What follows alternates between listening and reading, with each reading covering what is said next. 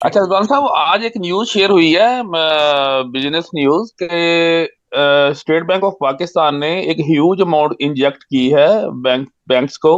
That is around 4.77 trillion rupees. तो इसका क्या इम्पैक्ट देखते हैं आप बैंक्स पे या स्टॉक मार्केट के ऊपर? इसका कोई कितना का इम्पैक्ट आ सकता है? हालांकि ये है तो इंडस्ट्री उनके लिए है कि जिनको लोन वगैरह चाहिए होते हैं, लेकिन क्या इसका हमारी मार्केट पे भी असर आएगा कोई? मैंने ये न्यूज़ मैंने पढ़ी नहीं है, बट मैं आपको इसका मैकेनिज्म समझाता हूँ। एक्चुअली होता क्या है, स्टेट बैंक ऑफ पाकिस्तान जो है ना, ओमो करता है। ओवरनाइट ऑपरेशन जो होते हैं उसमें पैसा लैंड करता है, वो जो भी रेट चल रहा होता है, जो डिस्काउंट रेट होता है उससे थोड़ा सा एक्सपेंसिव होता है, और फिर वो पैसा उठा के गवर्नमेंट ऑफ पाकिस्तान को बैंक्स लैंड कर देते हैं। तो इसका डायरेक्टली बैंकों पे कोई इम्पैक्ट नहीं होता, ये रूटीन वर्क होता है। जहां पर आपकी कहीं लिक्विडिटी शॉर्टेज आ रही होती है, कहीं कहीं बड़ा ऑप्शन आ रहा होता है, उससे पहले पहले स्टेट बैंक जो है ना, हमेशा जो है आप इस तरह के ओमो ऑपरेशन करके पैसे बैंकों को प्रोवाइड करता है, और वो बैंक अपने स्प्रेड रख के वही पैसे गवर्नमेंट को दे देता है। ये आई गेस नॉर्मल सी, मैंने वो पढ़ी नहीं है, बट मुझे अंदाजा है यही खबर होगी, क्योंकि बड़े ऑप्शन से पहले हमेशा इस तरह से ना स्टेट बैंक पैसे देना ओवरनाइट दे रहा होता है। तौसीफ साहब, आप सवाल कर सकते हैं। जी अस्सलाम वालेकुम। रिजवान साहब, थोड़ा सा आप अपडेट कीजिएगा पावर सेक्टर के बारे में। वैसे तो फॉर एग्जांपल हब को हम टेक्निकली तो सोच रहे थे करेक्शन आए आए, लेकिन वो आए नहीं। बट फंडामेंटली आप क्या देख रहे हैं? टॉप 1 और 2 shares for short to medium term, number 1। Number 2, PSO की बहुत सारी खबरें हैं, जैसे अभी तो कोई गारंटी अभी कोई गवर्नमेंट ने एक्सटेंड की है। Plus there is also news के they are considering buying shares of OGDC PPL for the ये जो सर्कुलर डेट को पूरा करने के लिए। So your take on that please. Thank you. जो पावर सेक्टर में ना, अगर आप स्पेसिफिकली हपको की और निषाद पावर की या किसी पावर सेक्टर की बात करें, तो ये देखेंगे कि किसके जो है ना रिसीवेबल ज्यादा है और किसने कितना कम पे आउट किया है। तो आई गेस उसमें अगर आप रैंकिंग करेंगे तो हपको भी उसमें फॉल करता है, निषाद पावर भी फॉल करता है, निषाद चुनिया पावर भी फॉल करता है।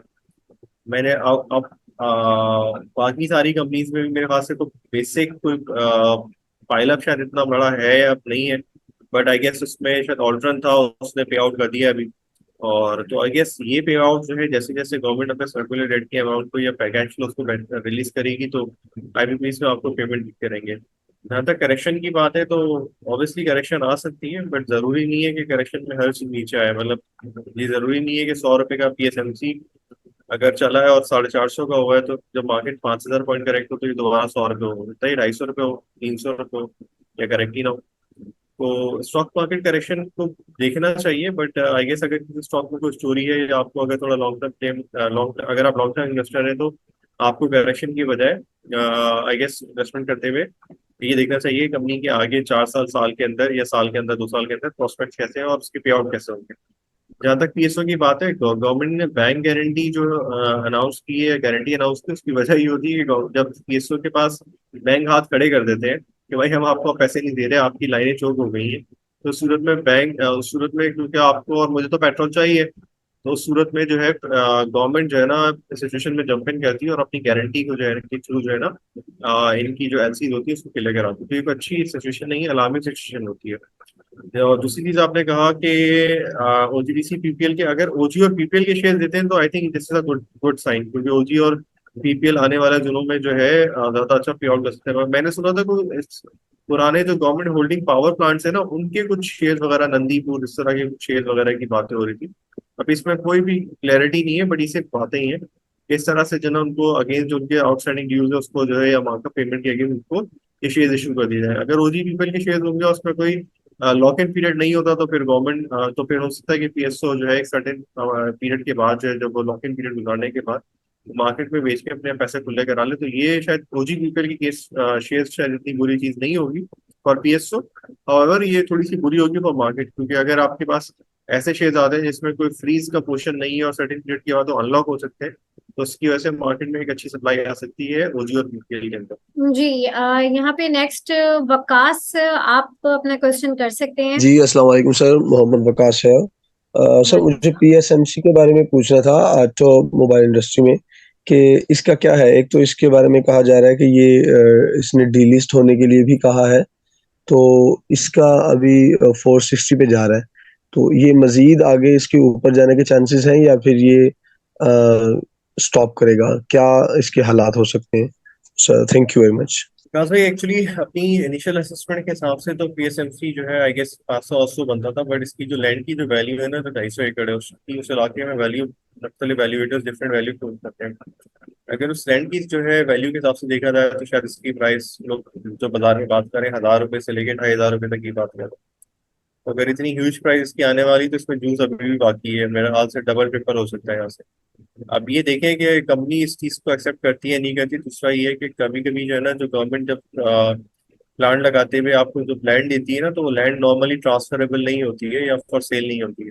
तो मुझे आप जहाँ मेरे मतलब मैंने इसको चेक किया, मुझे कहीं से मिला नहीं, बट आई गेस इसमें और पाकिस्तान स्टील मिल के केस में जो लैंड है ना, वो शायद ट्रांसफरेबल नहीं है। मतलब ऐसा नहीं है कि कल मैं उसको पीएसएमसी को वहां से उखाड़ के और मैं जो है वहाँ पर हाउसिंग स्कीम शुरू कर दूँ और मैं वो भी चलूंगी। तो 2 लाख रुपए एकड़ पे मैंने ली थी, अब मैं 10 लाख रुपए एकड़ पे बेचूंगा। आई गेस इस तरह से नहीं हो सकता। बट लोग उसकी वैल्यू के हिसाब से, जो अभी जो स्पॉन्सर है जो बायबैक करना चाह रहा है, पीएसएमसी पार्क सुजुकी के जो स्पॉन्सर है, उनसे ही बात कर रहे हैं कि आप हमें जो है ना $9 पे या जो है गेस $9 पे दे, जो कि 2,500 रुपये बनता है, और हम इससे नीचे पे आपको डीलिस्ट नहीं करने देंगे, ये नहीं करने देंगे। इस तरह की बाजार में बातें जरूर है। अब देखिए इस पे अगर वो मान जाते हैं तो बिल्कुल ऐसा हो सकता है कि वो एक एबनॉर्मल आपको ऐसे प्राइस का एक अपसच मिले, बट इसको टाइम लगेगा, जिसमें इवेल्युएटर्स जो है ना इवेल्युएट करके एक प्राइस देंगे, जिससे पासुकी अपनी कंसर्न शो करके अपने इवेल्युएटर से इवेल्युएट करवाएगा। तो ये थोड़ा सा लंबा प्रोसेस है, बट ये है कि इसमें बाजार में यही जूस की बातें आ रही है। ये जो प्लांट की वैल्यू है वो तो शायद $100 मिलियन का प्लांट लगता है, 40 से 50 हज़ार गाड़ियों का। तो आई गेस वो तो 300 मिलियन का प्लांट के हिसाब से शायद वैल्यू हो गई है। बट खैर जूस है इसमें, अगर ये तीनों चीज दोनों चीजें मल्टीलाइज होती हैं तो इसमें अपसाइड आ सकती है 100% यहाँ से भी। लेकिन ये कब आएगी ये थोड़ा सा भी कहना मुश्किल है। और किसी की भी क्यूरीज हैं, सवाल है? जी शकील साहब, आप पूछ सकते हैं सवाल। जी रिजवान भाई सलाम वालेकुम। शकील बात कर रहा हूँ लाहौर से। फोन पे तो आपसे बात होती रहती है, चले आज जूम पे भी हो गई। तो वालेकुम सलाम।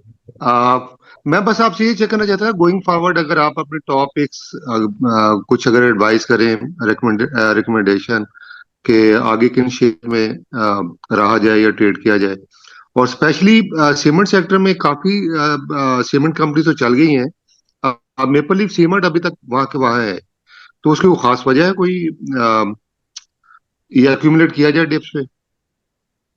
शकील भाई, एक्चुअली इसमें ना दो तीन चीजें हैं। एक तो ये है कि जो है ना यहाँ पर जो है सीमेंट सेक्टर ने उस तरह से परफॉर्म ही नहीं किया। उसकी सबसे बड़ी रीजन ये थी कि लोगों को ये कंसर्न है, अब शायद वो एक्सेस है थोड़ा सा इन्फ्लेशन की ईज होने की वजह से लोगों को लग रहा है कि नहीं जी, आने वाले दिनों में जो है सीमेंट सेक्टर परफॉर्म करेंगे, क्योंकि हायर इंटरेस्ट रेट पे सीमेंट का चलना थोड़ा बनता नहीं था। बट मैपल लीफ को जो ठीक। 32 रुपए से 38 रुपीज तक की जो प्राइस अप्रिसिएशन आई है, उसमें सबसे बड़ी मेन रीजन तो आपका उनका बायबैक जो अनाउंस उन्होंने किया हुआ है 100 मिलियन शेयर्स का, तो आई थिंक वो एक है। और जो लकी सीमेंट में भी आपने देखा है कि एक बहुत बड़ी मूव आई है, जब से वो उनका बायबैक वाला जो अकाउंट है वो काफी अग्रेसिवली बाय कर रहा है, जिसका हमने लास्ट ऑडिट सही भी बात देखा है। कि 16 लाख शेयर 719 रुपए पे लेकर गया है। तो मुझे लगता है ठीक। कि इसकी वजह से थोड़ा सा हमें मैपल लीफ में भी आने वाले दिनों में एक अपसाइड मिल जाएगी, और मुझे लगता है सस्टेनेबल बेसिस पे अर्निंग भी जो है ना 2-2.5 रुपए 2 रुपए जैसी आ सकती है। तो मैपल लीफ भी प्राइस यहाँ से मुझे लगता है कि बढ़ सकता है। बट ऑब्वियसली मार्केट सही। चली है, ये नहीं परफॉर्म कर रहा था, इंटरेस्ट रेट अभी भी जो है बिल्कुल हमें भी लगता है कि मार्च ऑनवर्ड शायद जो है चीज सिक्योरिटी कटना शुरू हो जाएंगे। बट शायद उतनी स्पीड से जितनी एक्सपेक्टेशन करें, क्योंकि इन्फ्लेशन का नंबर अभी भी 17-18% का रहेगा।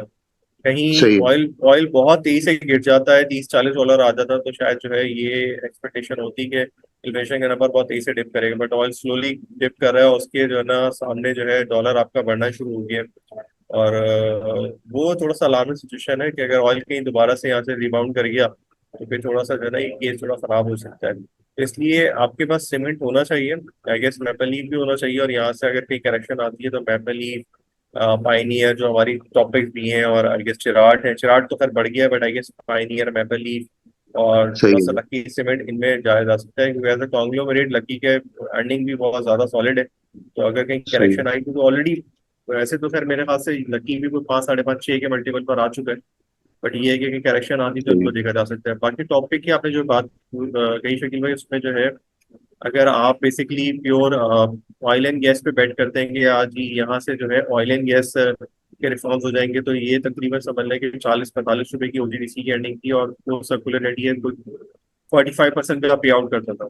तो उसको बेस बनाए सही तो है। मेरा ख्याल है कि यील्ड पे भी बुरा नहीं है, इसी तरह से मीजान बैंक बुरा नहीं है, इसी तरह से आई गेस फैसल बैंक का भी पे आउट जो है ना आने वाले दिनों में थोड़ा और बेहतर होता है। तो मीजान या फैसल देख सकते हैं, सीमेंट में लकी और जी। मैपल पाइनियर देख सकते हैं। और इसके अलावा आईपीपी में तो अभी भी लगता है कि आईपीपी में आई गेस आपको हो गया, निशात पावर हो गया, निशात इंडिया पावर हो गया, क्योंकि यहाँ पर जो है इस तरह के रिसीवेबल्स खड़े हुए हैं, ये आज नहीं तो कल मल्टीलाइज होने हैं। इवन अगर आपको याद हो कल लास्ट वर्किंग डे में थोड़ा कैप्को में एक्शन आना शुरू हुआ है, क्योंकि जो उनके पास कैश है अभी तक उन्होंने किसी प्रोजेक्ट में तो डिप्लॉय किया नहीं है, तो सिर्फ उससे ही तकरीबन कह रहे हैं कि 6-7 रुपए की अर्निंग आ सकती है। तो अगर 7 सही। रुपए का पे आउट आता है तो आई गेस वो भी है। तो आई गेस बहुत सारे कंपनीज में जो है इस तरह की स्टोरीज अभी भी मौजूद है कि जिसमें यील्ड भी लॉक हो रही है और थोड़ी ग्रोथ का एलिमेंट भी है। तो सही। जब तक वो मेच्योर नहीं होती मुझे लगता है सिक्लिकल भी परफॉर्म करते रहेंगे, और सिक्लिकल ने बहुत अच्छा परफॉर्म किया। अगर आप एयरलिंक की बात करें 22 रुपए का आज 50 रुपए हो गया है। हम्म। सी भी बढ़ गई है। पैंथर टायर जब से हमारे पास ये हमारे ट्रांजिट के थ्रू टायर्स पे बैन लगा है तो पैंथर टायर में एक अच्छी मूव आई है, जनरल टायर अच्छी मूव हुई है। बट पेल में अच्छा काम हो गया, पेल को 9 रुपए से उठ के 12-13 रुपए हो गया। ये सब हम्म। 30-40 सही। 40% बढ़े हैं, और कुछ में तो 100% का भी रिटर्न है। और मुझे लगता है कि अब यहाँ से आगे जो है जिन कंपनीज में यील्ड बहुत अच्छी है, जैसे ईफट बहुत अच्छी थी, 77-78 पे ट्रेड होता था, अब उनके 95 हम्म। 96 हो गया है। मुझे लगता है कि किसी टाइम पर ये प्राइस बढ़ने की वजह से शायद इनमें भी ईफट और एफएफसी यहाँ से भी बढ़ जाएंगे, एफएफबीएल बढ़ जाएगा। तो आई थिंक लेवल ऐसे हैं कि यहाँ से अपने पोर्टफोलियो में आपकी कंसंट्रेशन थोड़ी यील्ड प्लस ग्रोथ होनी चाहिए, और थोड़ा 25-30% जो है ना आपके पास इस सीमेंट और इस तरह के सिक्लिकल होने चाहिए, जो कि जो है सही। आपको एक अच्छा अल्फा भी लगा के दें। सही। थैंक यू ये रिजवान भाई, बहुत शुक्रिया। रिजवान साहब एक सवाल करना चाहूंगा आपसे। बैंकिंग सेक्टर का एक स्टॉक है सिल्क, मेरे ख्याल से 15,000 की कोई रैली हुई है, लेकिन ये स्टॉक जो है ना और इक्विटी माइनस है, कोई स्टोरी नहीं है इसमें। इक्विटी माइनस है, कोई स्टोरी नहीं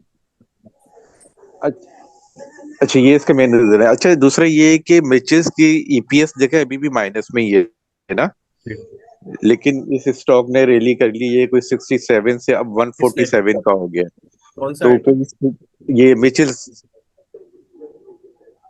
की मिचेस बात नहीं, कर रहा हूँ। मिचेस नहीं देगा, नहीं देगा। मिचेस इसकी फूड्स मैंने। ईपीएस ने लॉस कम किया है, लेकिन अभी भी माइनस में इसकी वो है। अच्छा दूसरा सीमेंट सेक्टर के हवाले से आपने बात की है, तो डेंडोट जो है, शायद मैं सही नाम ले रहा हूँ, डेंडोट जो है अब ये अपना अपना प्लांट जो है ना ऑपरेशनल करने जा रहा है ये नवंबर के एंड में, और अभी कोई ये कोई 6-7 रुपीज का है ये। तो इसके बारे में कोई शेयर करना चाहेंगे अपने व्यूज? सुनील दूसरा भाई लेकिन फ्लाइंग जो है ये भी 15,000 की रैली में वहीं पर स्टक रह रहा है। ये कहाँ 8-9 रुपए का था, अब ये 7 रुपए से भी नीचे का स्टॉक है ये। देखिए सुनील साहब, ये सारी जो है स्टॉक आप बता रहे हैं ना, इसमें सब में जो है ना शेयर देने के बाद जो है ना खुदा से दुआ भी करनी पड़ेगी कि इसमें कोई मुआवजा हो जाए, क्योंकि अभी जो चीजें चल रही हैं उनमें वो रैली नहीं आ रही है, वो मल्टीपल्स नहीं मिल रहे।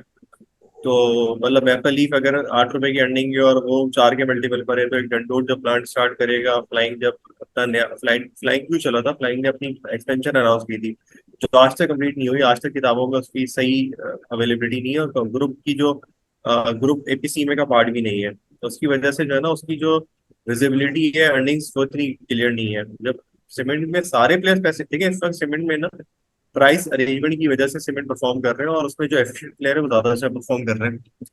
तो मेरा ख्याल है कि इस वक्त जो है जिनमें थोड़ी सी क्लियर स्टोरी है वो जाए। आपने जितने भी नाम लिए, चाहे सेल्फ लिया आपने, चाहे डंडोट का नाम लिया, फ्लाइंग का लिया, ये सारी इस वक्त शेडी कंपनी है। या तो ये उस वक्त परफॉर्म करेंगी जब सारी ये बाकी चीजें चल चुकी हो और लोगों के पास ऑप्शन खत्म हो गए हो। अगर आपके पास ऑप्शन है कि आप एक अच्छे स्टॉक में जा सकते हैं सीमेंट में, लकी में, मैपल में, वो मैंने हाथी तो पे रखी थी वो। आई गेस जितने भी इसमें सारे जो कंपनीज आपने नाम लिए वो सारे के सारे थोड़ा सा उसमें भी ग्रोथ आने में या उसकी पिक्चर क्लियर होने में टाइम लगेगा, इसीलिए उसने परफॉर्म भी नहीं किया इस रैली में। इस रैली में सिर्फ उन्हीं अच्छे स्टॉक्स ने परफॉर्म किया है जिनके अंदर थोड़ा सा यील्ड भी थी, जो ग्रोथ या अर्निंग की विजिबिलिटी रिलेटिवली बाकी कंपनी से क्लियर थी।